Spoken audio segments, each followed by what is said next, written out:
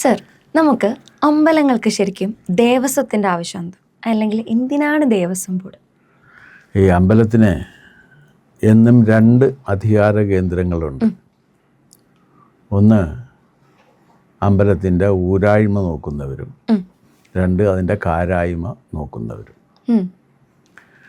അമ്പലത്തിൻ്റെ അകത്തുള്ള ആചാര അനുഷ്ഠാനങ്ങളുമായി ബന്ധപ്പെട്ട കുറേ കർമ്മങ്ങളുണ്ട്. ശാന്തിയുണ്ട്, കീഴ്ശാന്തിയുണ്ട്, മാലകെട്ടുണ്ട്, അമ്പലം അടിച്ചു കളിക്കലുണ്ട്, പിന്നെ ഇതിനെ വിളക്ക് പിടിക്കുന്നുണ്ട്. അപ്പോൾ ഇങ്ങനെ കുറേ ജോലികളുണ്ട് അമ്പലവുമായി ബന്ധപ്പെട്ട്. ആ അമ്പലവുമായി പിന്നെ പാട്ടുണ്ട്, ഇങ്ങനെയുള്ള ഒരുപാട് കളമെഴുത്തുണ്ട് ചില അമ്പലങ്ങളിൽ. ഇങ്ങനെയുള്ള ഒരുപാട് കാര്യങ്ങൾ, ക്ഷേത്ര കലകളുമായി ബന്ധപ്പെട്ട കാര്യങ്ങൾ ചെയ്യുന്നത്, ഇതൊക്കെയായി ബന്ധപ്പെട്ട് ജോലി ചെയ്യുന്നൊരു വിഭാഗമുണ്ട്. അവരെ കൂടാതെ അമ്പലത്തിൻ്റെ ഭരണം നിർവഹിക്കുന്നവരുണ്ട്, അമ്പലത്തിൻ്റെ ഉടമസ്ഥരുണ്ട്. ഇപ്പോൾ കേരളത്തിലെ ഈ ദേവസ്വം ബോർഡൊക്കെ വരുന്നതിന് മുൻപ് പലതരത്തിലുള്ള ഉടമസ്ഥരുണ്ടായിരുന്നു. ഒന്ന് രാജാവിൻ്റെ അമ്പലങ്ങളുണ്ടായിരുന്നു, രണ്ട് കുടുംബക്കാരുടെ ക്ഷേത്രങ്ങളുണ്ടായിരുന്നു, അതിനെ കുടുംബക്ഷേത്രങ്ങളാണ് നമ്മളിപ്പോൾ പറയുന്നത്. മൂന്ന് വ്യക്തികളുടെ ക്ഷേത്രങ്ങളുണ്ടായിരുന്നു. നാല് കരക്കാരുടെ ഒരു കരയിലുള്ള എല്ലാവരും കൂടി ചേർന്ന് നടത്തിയിരുന്ന ക്ഷേത്രങ്ങളുണ്ടായിരുന്നു.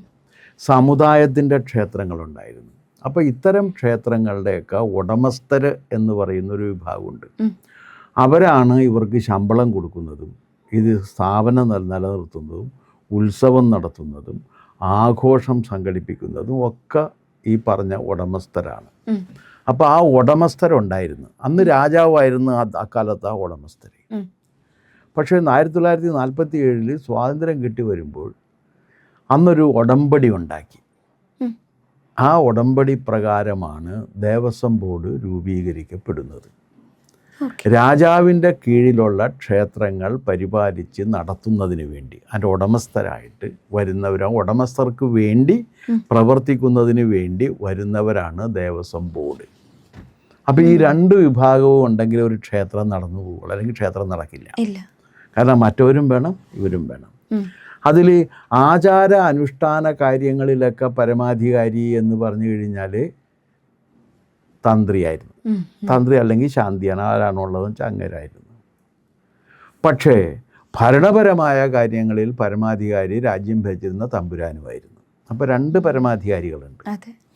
ഈ രണ്ട് പരമാധികാരികൾ തമ്മിൽ ഇടക്കിടക്കൊക്കെ ചില അഭിപ്രായ വ്യത്യാസങ്ങളും ഭിന്നതകളൊക്കെ അതും ഉണ്ടായിട്ടുണ്ട് സ്വാഭാവികമായിട്ടും. അതിവിടെ നിന്നല്ല, ലോകത്തെല്ലായിടത്തും ഇത്തരത്തിലുള്ള ഭിന്നതകൾ ഉണ്ടായിട്ടുണ്ട്.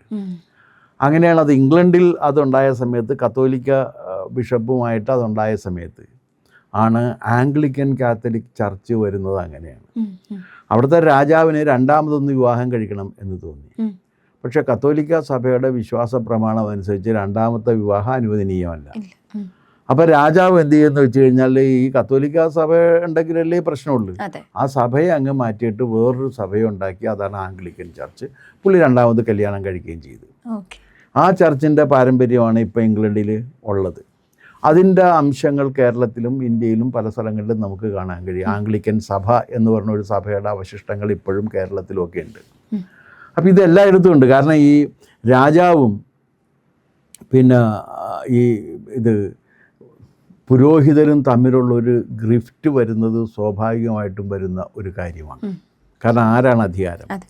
കത്തോലിക്ക സഭയിലാണെങ്കിൽ വേറൊരു കാര്യമുള്ളതെന്ന് വെച്ചാൽ ആത്മാവും ഉണ്ട്, ശരീരവും ഉണ്ട്. ശരീരത്തിൻ്റെ അധികാരി രാജാവാണ്, ആത്മാവിൻ്റെ അധികാരി പോപ്പുമാണ്. പക്ഷെ ഒരു പ്രശ്നമുണ്ട്, പോപ്പിന് ശരീരമുണ്ട്. അപ്പോൾ പോപ്പിൻ്റെ ശരീരത്തിൻ്റെ അധികാരി ആരാണ്? രാജാവാണ്. രാജാവിന് ആത്മാവുണ്ട്. അപ്പോൾ ഈ ആത്മാവിൻ്റെ അധികാരി ആരാണ്? പോപ്പുമാണ്.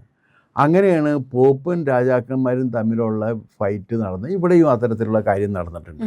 അങ്ങനെ നടന്ന ഒരു അഭിപ്രായ വ്യത്യാസത്തിൻ്റെ ഫലമായിട്ടാണ് ഈ തരണനല്ലൂർക്കാരും താഴത്ത് മണ്ണ എത്രയാണെന്ന് വെച്ചാൽ താഴമൺ കുടുംബവും ഒക്കെ കേരളത്തിൽ വന്നത് എന്ന് ഒരു ചരിത്രം നിലക്ക് ഒരു സാധനം ഞാൻ വായിച്ചിട്ടുണ്ട്. അതിൻ്റെ ഹിസ്റ്റോറിസിറ്റിയെക്കുറിച്ച് എനിക്കറിയില്ല, ഞാൻ അതിൻ്റെ ചരിത്രം തേടി പോയിട്ടില്ല. എന്തായാലും ഇവിടുത്തെ നമ്പൂതിരിമാരുമായിട്ടൊരു റിഫ്റ്റ് വന്ന സമയത്താണ് ഇവർ വന്നത് എന്നാണ് കേൾവി. ചിലപ്പോൾ ശരിയായിരിക്കാം. അങ്ങനെയാണ് കേരളത്തിലല്ലാത്ത ഈ പോറ്റിമാരെയും ബാക്കിയുള്ളവരെയും ഇവിടെ കൊണ്ടുവന്നിട്ട് ക്ഷേത്രത്തിൻ്റെ പൂജാതി കർമ്മങ്ങൾ ചെയ്യിക്കാൻ വേണ്ടി ഇവരെ ഏൽപ്പിച്ചത്. അത് ഏൽപ്പിക്കുന്നത് രാജാവാണ്. ആ രാജാവ് ഏൽപ്പിക്കുന്ന സ്ഥാനത്ത് നിന്ന് ഇപ്പോൾ കേരളത്തിൽ പ്രവർത്തിച്ചു കൊണ്ടിരിക്കുന്നതാണ് ദേവസ്വം ബോർഡ്. അപ്പോൾ ദേവസ്വം ബോർഡാണ് തന്ത്രിയുടെ ശമ്പളം എത്രയായിരിക്കണം, മേൽശാന്തി എത്രയായിരിക്കണം, കീഴ്ശാന്തി എത്രയായിരിക്കണം, ബാക്കി ജീവനക്കാർക്ക് എങ്ങനെ വേണം, ഇവരെ നിയമിക്കുന്നതും ദേവസ്വം ബോർഡാണ്. തന്ത്രിക്കാകെ ചെയ്യാവുന്ന കാര്യം തന്ത്രിയുടെ ശിങ്കിടിയായിട്ട് ഒരാളെ വെക്കാൻ പറ്റും. മേൽശാന്തി വന്നു കഴിഞ്ഞാൽ മേൽശാന്തിക്ക് ഇന്ന് 10 പേരെ, ഇപ്പോൾ ശബരിമലയാണെങ്കിൽ 10 പേരെ വെക്കാൻ പറ്റും അങ്ങേരുടെ പീരീഡിൽ. കീഴ്ശാന്തിക്കാണെങ്കിൽ 7 പേരെ മറ്റോ വെക്കാൻ പറ്റും അങ്ങേരുടെ പീരീഡിൽ. അത് കഴിഞ്ഞ് ഇവർ പോകുമ്പോൾ ഇവർ പോവുകയും ചെയ്യും. കോർട്ട് ടെർമിനസ് ആണ്. കോർട്ട് ടെർമിനസ് എന്ന് പറഞ്ഞു കഴിഞ്ഞാൽ ഈ ശാന്തി ഇരിക്കുന്നിടത്തോളം കാലം ഉപശാന്തികൾക്കും ഇരിക്കാം. ശാന്തി പോകുമ്പോൾ അവരും പോകേണ്ടി വരും. അങ്ങനെയുള്ള ഒരു സംഘം. പക്ഷേ ഇവർക്കൊക്കെ ശമ്പളം ബാക്കി കാര്യങ്ങളെല്ലാം കൊടുക്കുന്നത് ദേവസ്വം ബോർഡാണ്. അപ്പോൾ ഈ ദേവസ്വം ബോർഡ് അങ്ങനെ ശമ്പളം കൊടുക്കുമ്പോൾ ഇവർക്കൊന്നും ഒരു ബാക്കി ഇപ്പോൾ എക്സിക്യൂട്ടീവ് ഓഫീസർ, എൻജിനീയർ, ബാക്കി പിന്നെ കമ്മീഷണർ ഇവരൊക്കെ ഉണ്ടല്ലോ, ഇവർക്കും ഒക്കെ കിട്ടുന്ന ശമ്പളമൊന്നും ഈ പറഞ്ഞ ക്ഷേത്ര ജീവനക്കാർക്കില്ല. ശാന്തി തന്നെ എനിക്ക് തോന്നുന്നു ക്ലാസ് 4 ജീവനക്കാരൻ്റെ അവസ്ഥയിലായിരുന്നു എന്നാണ് ഞാൻ ഒരിക്കൽ വായിച്ചതായിട്ട് ഓർക്കുന്നു. ക്ലാസ് 4 അത്ര ഇതിലായിരുന്നു. പക്ഷെ അതിനവർ പറയുന്നൊരു കാര്യം ശാന്തിക്ക് വേറെ വരുമാനം ഉണ്ടെന്നാണ്. ഈ ദക്ഷിണ കൊടുക്കുന്നതും അത് കൊടുക്കുന്നതും ഇത് കൊടുക്കുന്നതും ഒക്കെ ആയിട്ടുള്ള വരുമാനമുണ്ട്. ദക്ഷിണ സാധാരണഗതിയിൽ മുതലാളിക്ക് കൊടുക്കുന്നതല്ല, അത് അവർക്ക് കിട്ടുന്നതാണ്. അതിൻ്റെ കണക്ക് ആരോടും പറയാൻ വേണ്ട. വലിയ ക്ഷേത്രങ്ങളാണെങ്കിൽ ദക്ഷിണ കൂടിക്കൊണ്ടിരിക്കും. അപ്പോൾ ഉപശാന്തികാർക്കും ഇത് കിട്ടിക്കൊണ്ടിരിക്കും. ശാന്തി ഇല്ലാത്ത സമയത്ത് ചന്ദനം കൊടുക്കുന്നവനും പുണ്യാഹം കൊടുക്കുന്നവനും ഒക്കെ, അല്ലെങ്കിൽ മറ്റേ ഇത് നിവേദ്യം കൊടുക്കുന്നവനും ഒക്കെ ഇത് കിട്ടിക്കൊണ്ടിരിക്കും. അപ്പോൾ ഇങ്ങനെ ഇവർ കിട്ടി വലിയ ക്ഷേത്രങ്ങളിലേക്ക് അവർക്ക് വലിയ കുഴപ്പമൊന്നുമില്ല. ചെറിയ ക്ഷേത്രങ്ങളിലേക്ക് വരുന്ന സമയത്ത് ഇവരുടെ ജീവിതം കഷ്ടവുമാണ്. അതിപ്പോൾ ശാന്തി ആയാലും ബാക്കിയുള്ള, കാരണം അവിടെ വരുമാനം ഇല്ലെങ്കിൽ ശമ്പളവും കുറവായിരിക്കും. അപ്പോൾ ക്ഷേത്രങ്ങളെ തന്നെ ഒരു ABCD എന്നൊക്കെ പറഞ്ഞ് 4 ആയിട്ടൊക്കെ തിരിച്ചിട്ട് ഓരോ കാറ്റഗറിയിൽ വരുന്നവർക്ക് ഇന്നിന്ന ശമ്പളങ്ങൾ എന്ന് പറഞ്ഞിട്ടാണ് ഇത് കൊടുക്കുന്നത്. അപ്പോൾ അതിൽ ഏറ്റവും പ്രസിദ്ധമായ ഇത് എവിടെയാണെന്ന് വെച്ചാൽ അവർക്കായിരിക്കും കൂടുതലൊക്കെ കാശ് കിട്ടുന്നത്. ഈ കാശ് പക്ഷേ ശമ്പളം എത്രയായിരിക്കണമെന്ന് നിശ്ചയിച്ചു കൊടുക്കുന്നത് ഇവരാണ്, മുതലാളിമാരാണ്, ക്ഷേത്രത്തിൻ്റെ ഉടമകളാണ്. ക്ഷേത്രത്തിൻ്റെ ഉടമസ്ഥരുടെ സ്ഥാനമാണ് ദേവസ്വം ബോർഡിന് ഉള്ളത്. ആ ദേവസ്വം ബോർഡ് ഇല്ലാന്നുണ്ടെങ്കിൽ ഈ കാര്യങ്ങളൊക്കെ നിയന്ത്രിക്കാനായിട്ട് സാധിക്കില്ല. ദേവസ്വം ബോർഡ് എന്ന് പറഞ്ഞാൽ ഇപ്പം പറയുന്ന രീതിയിൽ ദേവസ്വം ബോർഡ് ഉണ്ടാകണമെന്നല്ല. ഇപ്പോഴത്തെ ഒരു അവസ്ഥയിൽ ദേവസ്വം ബോർഡ് രൂപീകരിക്കപ്പെടുന്നതെന്ന് വെച്ച് കഴിഞ്ഞാൽ അതിനെക്കുറിച്ച് ആളുകൾക്ക് വളരെ തെറ്റിദ്ധാരണയുണ്ട്. മന്ത്രിസഭയല്ല ദേവസ്വം ബോർഡിനെ വെക്കുന്നത്. ദേവസ്വം ബോർഡിനെ വെക്കുന്നത് അസംബ്ലിയിലുള്ള ഹിന്ദു MLA-മാരുടെ വോട്ടിൻ്റെ അടിസ്ഥാനത്തിലാണ് ദേവസ്വം ബോർഡ് പ്രസിഡൻറ്റും മെമ്പറും വരുന്നത്. അപ്പോൾ ഇപ്പോൾ ഭരണകക്ഷിക്ക് വേണ്ടത്ര ഹിന്ദു MLA-മാരില്ലെങ്കിൽ പ്രതിപക്ഷത്തു നിന്നുള്ളവരായിരിക്കും വരിക. കാരണം ഹിന്ദു MLA-മാരാണ് വോട്ട് ചെയ്ത് ജയിപ്പിക്കേണ്ടത്.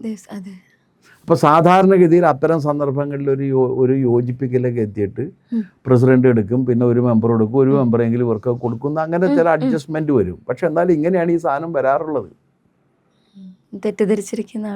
അപ്പോൾ അത് ദേവസ്വം ബോർഡ് പ്രസിഡന്റ് വരുന്നു, മെമ്പർമാർ വരുന്നു. അപ്പോൾ ഇവർക്ക് വലിയ അധികാരങ്ങളുണ്ട് ദേവസ്വത്തിൻ്റെ കാര്യത്തിൽ. ഇപ്പോൾ തന്ത്രി ഒരു കാര്യം പറഞ്ഞാലും അത് ആചാര അനുഷ്ഠാനവുമായി ബന്ധപ്പെട്ട കാര്യം അല്ലെങ്കിൽ ഇവരത് ചെയ്യണമെന്നില്ല. പക്ഷെ ഇപ്പം നമ്മളോട് പറഞ്ഞു വരികയാണ് തന്ത്രി അങ്ങനെ പറഞ്ഞിട്ട് ഞങ്ങൾ ചെയ്തു എന്നാണ്. അങ്ങനെ തന്ത്രി പറഞ്ഞാലും ഒരു കാര്യം നിയമവിരുദ്ധമാണെങ്കിൽ ചെയ്യണമെന്നില്ല. തന്ത്രി ആചാരാനുഷ്ഠാനത്തിൻ്റെ കാര്യത്തിൽ പറഞ്ഞു കഴിഞ്ഞാൽ പിന്നെ പൂവ് വേണം എന്ന് പറഞ്ഞാൽ ആ പൂവ് കൊടുക്കേണ്ടി വരും. അല്ലെങ്കിൽ ഇന്ന വിധത്തിലുള്ള സംഗതികൾ വേണമെന്ന് പറഞ്ഞാൽ അത് ചെയ്തു കൊടുക്കേണ്ടി വരും. പക്ഷെ അതല്ല, എൻ്റെ കീഴ്ശാന്തി ഉണ്ട്, അവന് ഇത്ര 30, അവനൊരു 1 ലക്ഷം രൂപ വെച്ച് ശമ്പളം കൊടുക്കണമെന്ന് പറഞ്ഞാൽ കൊടുക്കാൻ ഇവർക്ക് ബാധ്യതയൊന്നുമില്ല, അവർ കൊടുക്കുകയില്ല അത്. അപ്പോൾ പിന്നെ ഇത് ക്ഷേത്രമാണെങ്കിലും ഇതൊക്കെ നടത്തിക്കൊണ്ടിരിക്കുന്നത് നിയമവും ചട്ടവും അനുസരിച്ചിട്ടാണ്. അപ്പോൾ ദേവസ്വം ആക്ട് ഉണ്ട്. ആ ദേവസ്വം ആക്റ്റാണ് ഇതിൻ്റെ നിയമം. ആ ദേവസ്വം ആക്ടിനെ ബേസ് ചെയ്തുകൊണ്ട് ദേവസ്വം ബോർഡ് വന്ന് ബോർഡിൻ്റെ മാനുവലുണ്ട്. ആ മാനുവലിൽ പറയുന്ന റെഗുലേഷൻസ് അനുസരിച്ചിട്ട് വേണം ക്ഷേത്രം ഭരിച്ചുകൊണ്ടിരിക്കാനായിട്ട്. തോന്നിയ രീതിയിൽ ഭരിക്കാൻ പറ്റില്ല. പക്ഷേ ഈ മാനുവലിൽ പറയുന്ന റെഗുലേഷൻസ് പരിപാലിച്ചുകൊണ്ടുള്ള ക്ഷേത്രഭരണം കേരളത്തിൽ തുലവും കുറവാണ് എന്നുള്ളതാണ് വസ്തുത. അതുകൊണ്ടാണ് ഇവർ പറയുന്നത്, ഞങ്ങൾക്കിനകത്ത് മന്ത്രിമാർ പറയുന്നുണ്ടല്ലോ, ഞങ്ങൾ എന്ത് ചെയ്യാണ്ട് ഞങ്ങൾക്ക് പങ്ക്, അത് നിയമപരമായിട്ടുള്ളത് സത്യമാണ്. എന്താ കാര്യം എന്ന് വെച്ച് കഴിഞ്ഞാൽ, ഈ ദേവസ്വം ബോർഡിനെയും ദേവസ്വം ബോർഡിൻ്റെ മെമ്പർമാരെയും ഒക്കെ എലക്ട് ചെയ്യുന്നത് ഹിന്ദു MLA വോട്ട് ചെയ്ത് തീരുമാനിക്കുകയാണ്. അവരെ സ്പീക്കറുടെ അടുത്താണ് ഇവർ പറയുന്നത്. സ്പീക്കർ അത് ദേവസ്വം വകുപ്പിലേക്ക് കൊടുക്കും. ദേവസ്വം വകുപ്പ് അതിൻ്റെ നോട്ടിഫിക്കേഷൻ കഴിഞ്ഞു കഴിഞ്ഞാൽ ദേവസ്വം സെക്രട്ടറി മുമ്പാകെ പോയിട്ട് ദേവസ്വം ബോർഡ് പ്രസിഡൻറ്റും മെമ്പർമാരും സത്യപ്രതിജ്ഞ ചെയ്ത് അധികാരമേൽക്കണം. അത് കഴിഞ്ഞാൽ പിന്നെ മന്ത്രിക്കോ വകുപ്പിനോ അവരിൽ യാതൊരു സ്വാധീനവുമില്ല.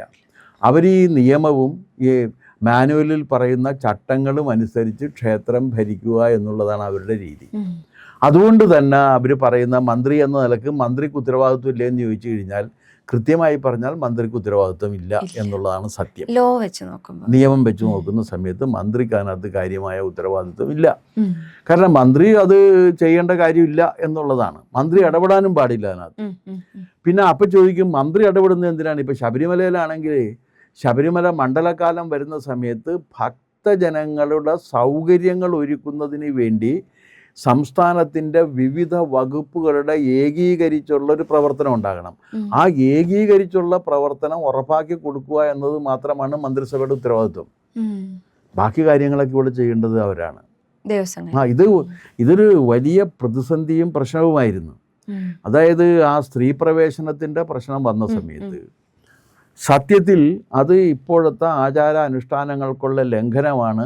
അതുകൊണ്ട് അത് ഞാൻ അംഗീകരിക്കില്ല എന്നും അത് നടപ്പിലാക്കാൻ സാധ്യമല്ല എന്നും ഇയാൾ എഴുതി കൊടുക്കണ്ടായിരുന്നു തന്ത്രിയും മേൽശാന്തിയും അത് പറയേണ്ടതായിരുന്നു. രണ്ടുപേരും അത് പറഞ്ഞില്ല. ഇവർ പറയേണ്ടതായിരുന്നത്. കാരണം ഇത് ഇവിടുത്തെ ആചാരാനുഷ്ഠാനം അനുസരിച്ച് ഇത് ചെയ്യാനായിട്ട് സാധ്യമല്ല എന്ന് പറയേണ്ട. അവരത് പറഞ്ഞില്ല എന്നുള്ളത് ഒരു വസ്തുതയാണ്. അവർ പറയാത്തിടത്തോളം കാലം പിന്നെ ഗവൺമെൻറ് അതിനകത്ത് ഇടപെട്ടു എന്നുള്ളത് ഗവൺമെൻറ്റിൻ്റെ ഓവർഡു ആണ്. ഓവർ റീച്ച് എന്ന് പറയും. അധികാരമില്ലാത്ത സ്ഥലത്തേക്ക് ഗവൺമെൻറ് കടന്നു കയറിയതാണ് ആ സന്ദർഭത്തിൽ. അപ്പോൾ ഗവൺമെൻറ്റിന് അധികാരമില്ലാത്ത സ്ഥലത്തേക്ക് ഗവൺമെൻറ് കടന്നു കയറിയാണ്. അതായിരുന്നു ശബരിമല സ്ത്രീ പ്രവേശനത്തിലെ ഏറ്റവും അടിസ്ഥാനപരമായിട്ടുള്ള പ്രശ്നം. പക്ഷെ അതല്ലാത്ത സന്ദർഭങ്ങളിൽ അവരിടപെടേണ്ട കാര്യമില്ല. അവർക്ക് ഇതിനകത്ത് റോളില്ല. അവർക്ക് ഞങ്ങൾക്കറിയില്ല എന്ന് പറഞ്ഞാൽ തീർന്നു. പക്ഷേ ഈ ശബരിമലയുടെ കാര്യത്തിൽ എന്താണെന്ന് വെച്ച് കഴിഞ്ഞാൽ ഈ സ്വർണ്ണ കൊള്ള, കൊടിമരക്കൊള്ള, മണിക്കൊള്ള, താഴികക്കുട കൊള്ള, ഇങ്ങനെ ഒരുപാട് കൊള്ളകൾ അവിടെ നടന്നിട്ടുണ്ട്. കൊള്ളകളേ നടന്നിട്ടുള്ളൂ. അപ്പോൾ അതിൻ്റെയൊക്കെ കൊള്ള പണമുണ്ട്. ആ പണത്തിൻ്റെ പങ്ക് ഏതെങ്കിലും മന്ത്രി സ്വീകരിച്ചതായിട്ട് തെളിഞ്ഞു കഴിഞ്ഞാൽ മന്ത്രി അകത്തു പോകും. ഉണ്ടോ ഇല്ലയോ നമുക്കിപ്പോൾ അറിയില്ല. പല മന്ത്രിമാരുടെയും സ്വഭാവം അനുസരിച്ച് ഉണ്ടാകാനുള്ള സാധ്യത നമുക്ക് തള്ളിക്കളയാനും പറ്റില്ല. അതാണ് ഇവർ സംശയം. ശരിക്കും നിയമപ്രകാരമാണ് എന്നുണ്ടെങ്കിൽ അവർക്ക് ഒരു പങ്കുമില്ല എന്ന് അവർ പറയുന്നതാണ് സത്യം. പക്ഷേ നിയമമല്ലല്ലോ ഇവിടെ നടക്കാറുള്ളത്. ആ നിയമം നടക്കാതിരിക്കുമ്പോഴാണ് ഇത് വരുന്നത്.